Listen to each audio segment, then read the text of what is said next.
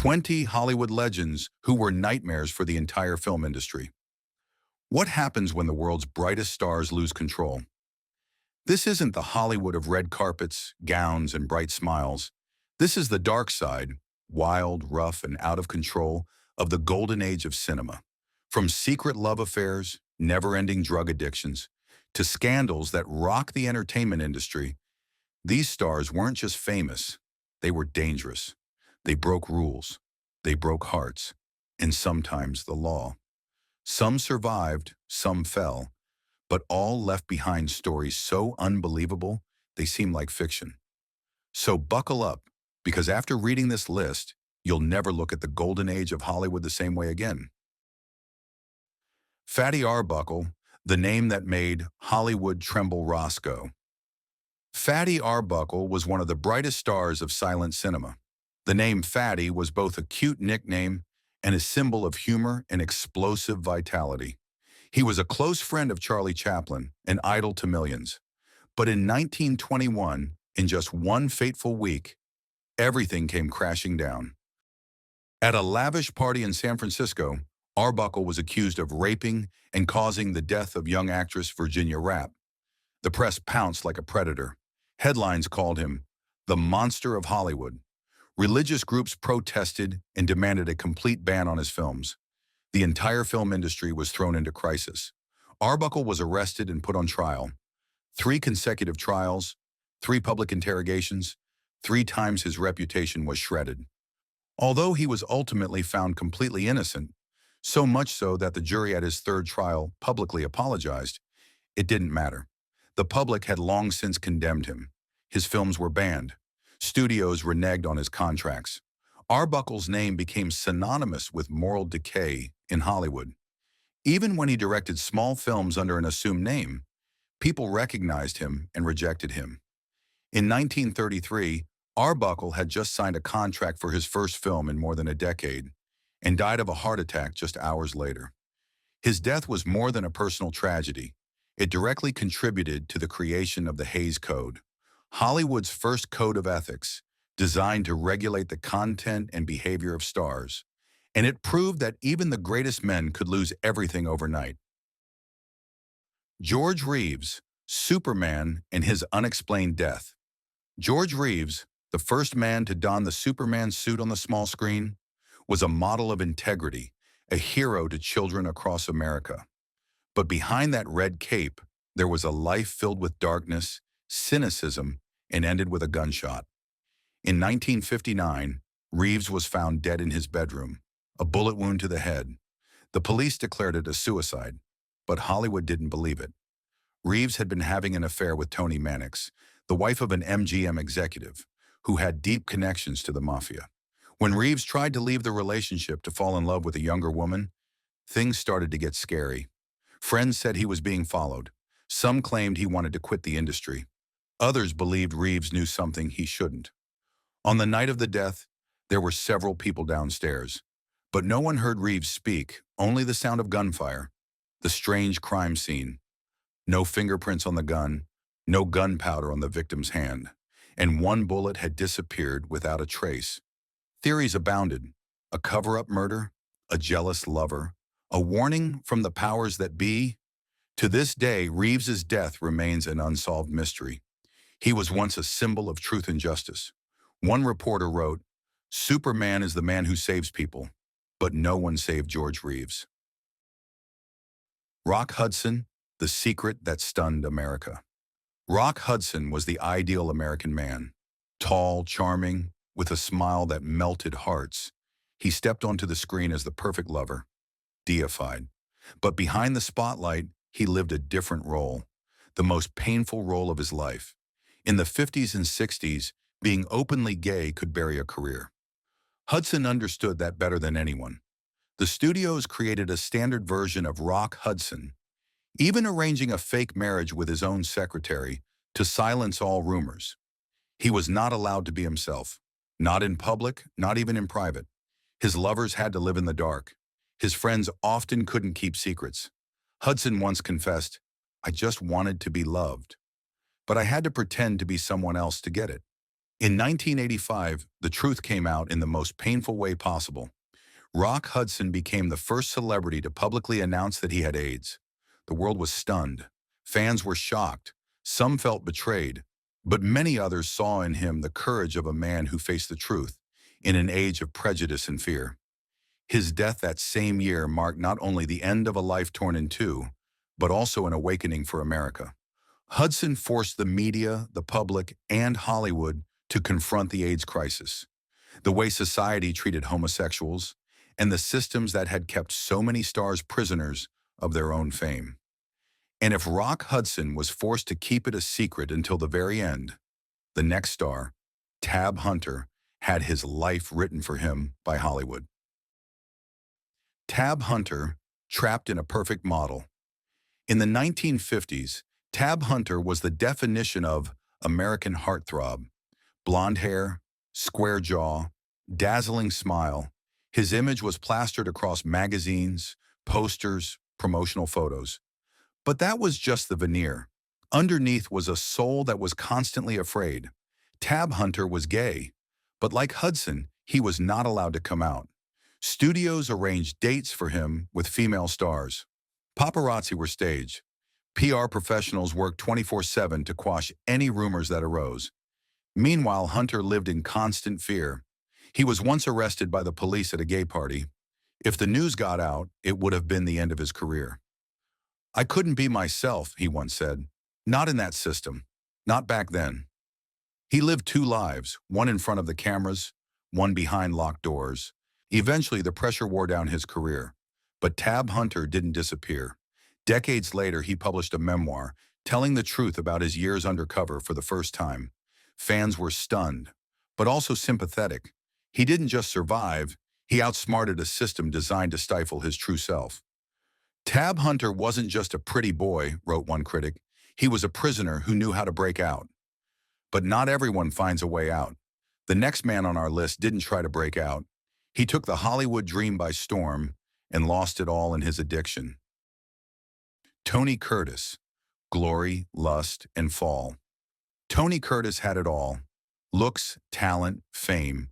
From Spartacus to Some Like It Hot, he was an irreplaceable star. And offstage, he lived the life of a Hollywood playboy. He boasted of having slept with hundreds of women, including Marilyn Monroe. But that joy quickly turned to addiction, as Curtis dove headfirst into cocaine and heroin throughout the 1970s. "If you remember the 70s," he once said, "you weren't really there, because I don't remember anything." Curtis became increasingly unstable. He clashed with directors, ruined relationships, and burned 6 marriages like a pair of half-burnt cigarettes. His daughter, actress Jamie Lee Curtis, has spoken publicly about his absence and the damage he left behind. Another son was cut out of the will entirely, a feud that was never resolved. But despite his downfall, Curtis never lost his charm. Even on the show, he knew how to make an audience laugh, while talking about the most painful things. "I've turned my life into a circus," he said, "and sometimes I forget who's running it." These stars, Hudson, Hunter, Curtis, are each a fragment in the dark mirror of Hollywood, where glamour can obscure the truth. And sometimes the price of being a legend is losing your identity. Mickey Rooney, Hollywood's first wild child. Rooney was more than just a child star. He was the most iconic figure of the golden age of child actors.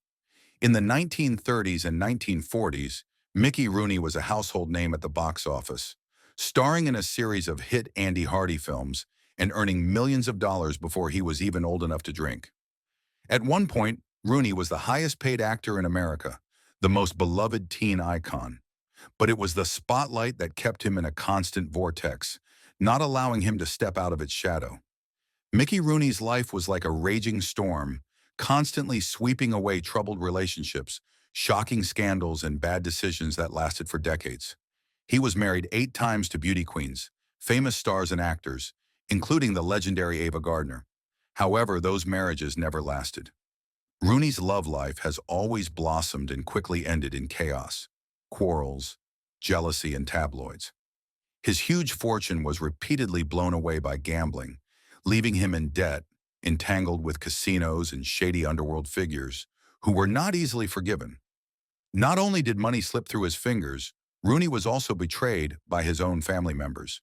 In his final years, he even publicly denounced his own children with allegations of abuse and financial theft, further illuminating the cracks in his tumultuous personal life. The man who was once America's most beloved teen icon died in a battle not only with time, but also with betrayal and loneliness.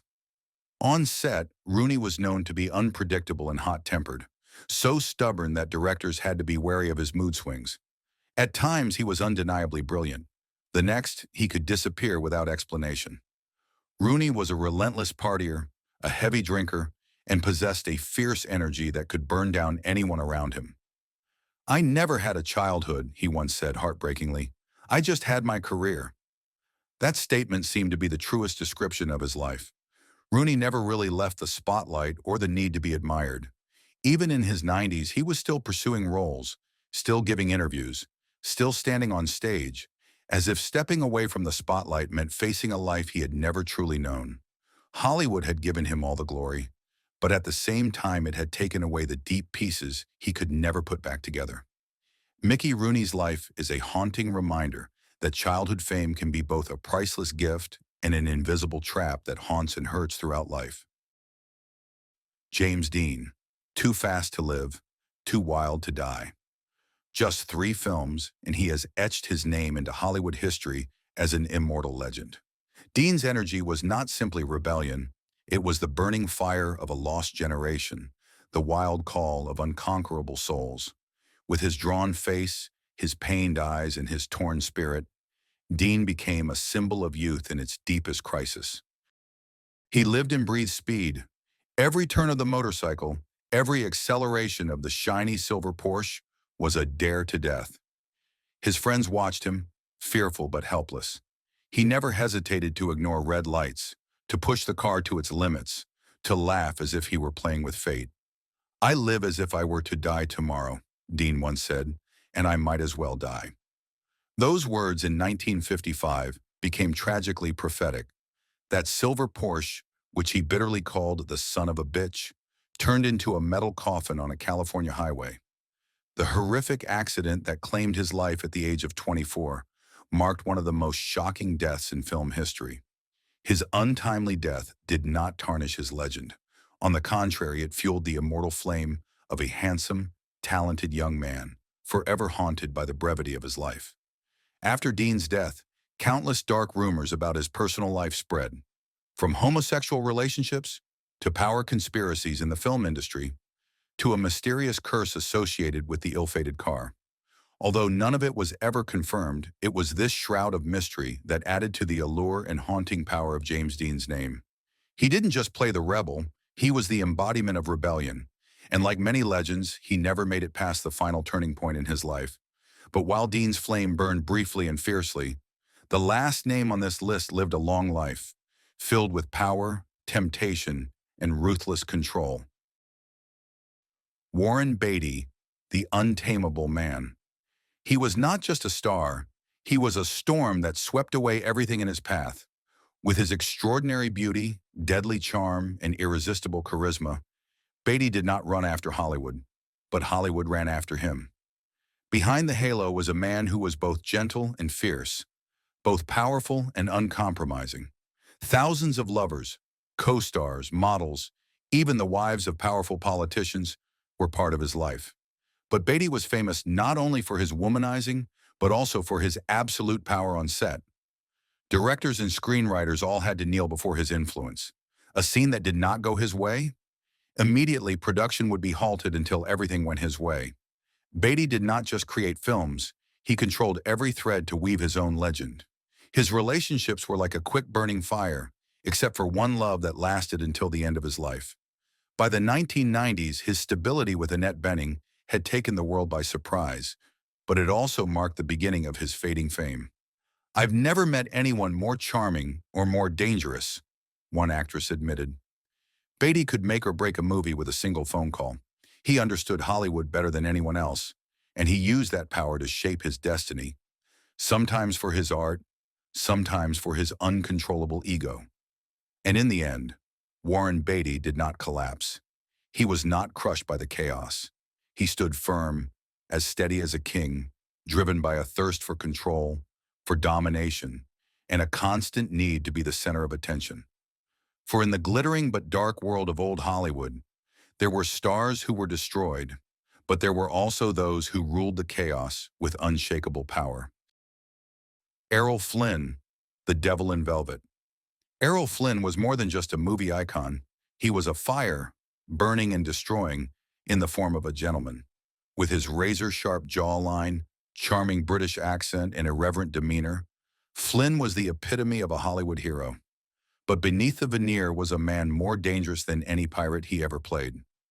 By the 1940s, Flynn's turbulent personal life began to overshadow his film career. In 1942, he was accused of raping two teenage girls, a case that shocked the nation. Although he was eventually acquitted, his reputation was forever tarnished. Later rumors revealed more disturbing details. Flynn's mansion was said to have two-way mirrors and secret peepholes, so he could spy on guests in their most private moments. "I like my whiskey old and my women young," Flynn once boasted, and that said it all. The rumors continued to swirl. Drug smuggling, ties to Nazi spies. No concrete evidence, but wherever there was smoke, Flynn seemed to be holding a lighter. After decades of alcohol, scandal, and excess, by the age of 50, his body was exhausted. Flynn died in a haze of mystery, part legend, part warning to those who thought fame could obscure the consequences. But that was only the opening chapter.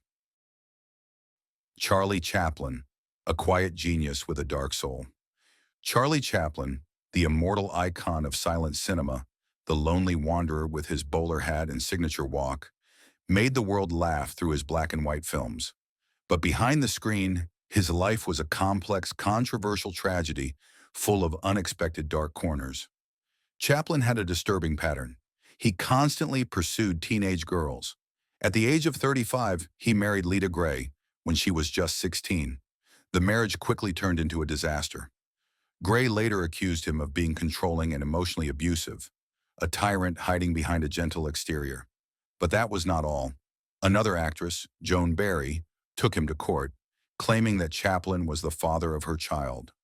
Although a blood test proved that he was not, the court still ordered him to pay child support.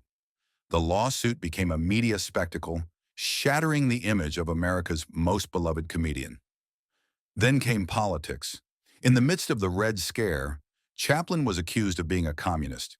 The U.S. government was quick to react. In 1952, while he was in Europe, they banned him from returning. Chaplin, who had made Hollywood famous, was ostracized by his own artistic homeland. Ironically, he was never granted U.S. citizenship. "I am just one thing, a clown," he once said. But the truth is that Chaplin was more than just a laughingstock. He was also a symbol of the conflict between light and dark, between art and reality. The world laughed with him, but perhaps if we looked more closely, we would have seen tears behind that laughter. Robert Mitchum, the cold, dangerously charming criminal. There are those who try to act like rebels. And then there is Robert Mitchum, a man whose recklessness is as ingrained in his blood as his life instinct. With his dark eyes, his raspy voice, and his irreverent demeanor, Mitchum didn't just play the rebel, he was the rebel. In 1948, at a Hollywood party, he was caught smoking marijuana, a huge blow for the time, one that could have ruined his career overnight. But Mitchum didn't panic. He shrugged and said coolly, "It's like getting caught with a beer." And surprisingly, instead of collapsing, he became a legend. Hollywood quickly realized danger made him irresistible. Mitchum's list of troubles didn't stop there. Bar fights, arguments with directors, fights on set. He was not afraid of conflict, even seemed to enjoy it. But it was that roughness that drove audiences crazy. He once said, "The only difference between me and my roles is that I don't shoot people." A line that was both funny and terrifyingly true. While many Hollywood stars tried to hide their dark side, Mitchum exposed it to the camera, as if challenging the world. "Try to put up with me." And despite his chaotic moments, he maintained some control. Unlike the next character, a man who was both a genius and a living disaster. Marlon Brando, Hollywood's volcano. Marlon Brando didn't just change the way people acted, he changed the face of cinema forever. When he appeared in A Streetcar Named Desire, Hollywood suddenly looked old and rigid, and Brando was like an earthquake. But with that extraordinary talent came a psychological storm.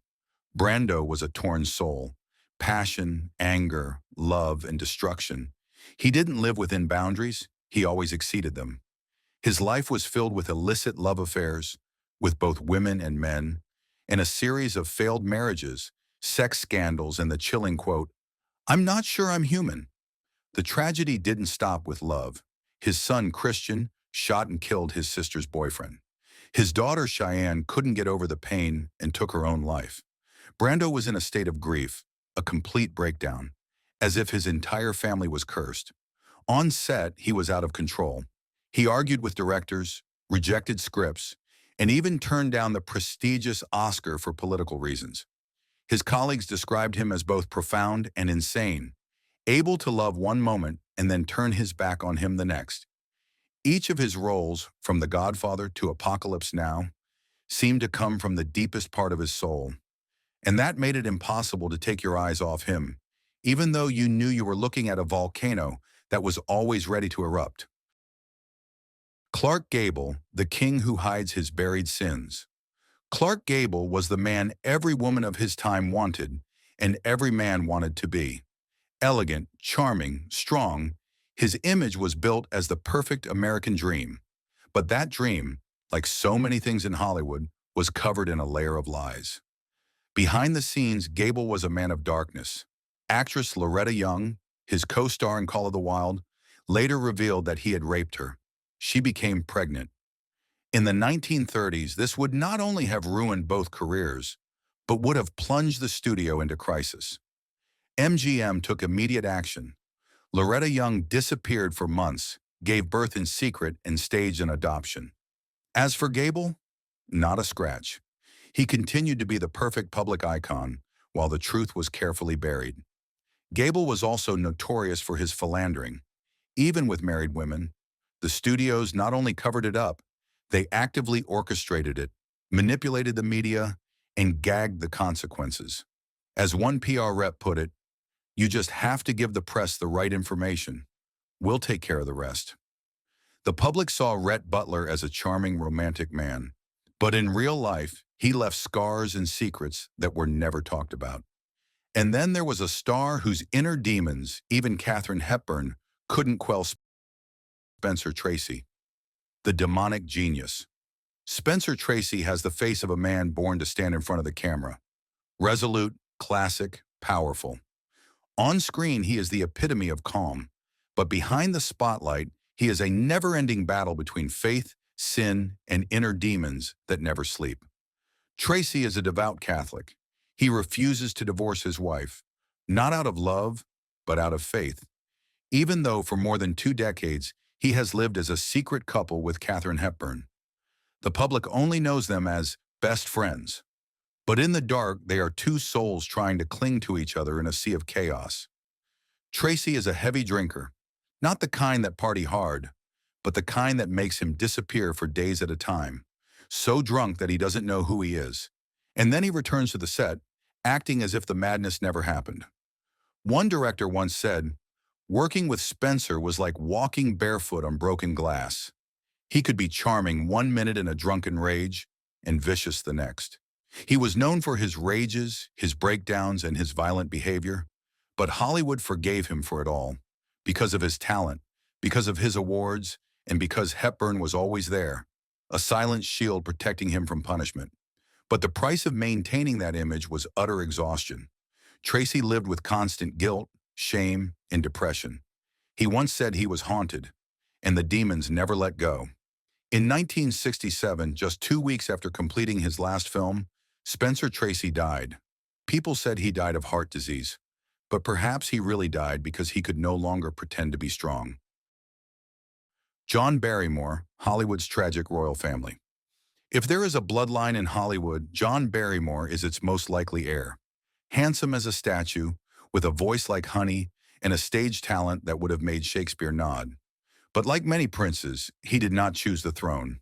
He chose booze.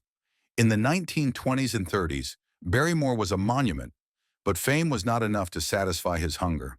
The only thing that did was booze. At first, he was still in good spirits.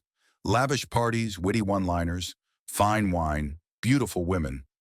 But then things slipped away. He began to forget his lines, show up late or not at all, and gradually became a sad comedy. The former Hamlet, now stuttering through his roles to pay off his debts. His friends were worried.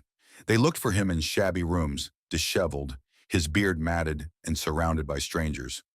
"John Barrymore is the only man I know who can drink more than his own legacy," said a producer. But alcohol wasn't the only thing that brought him down.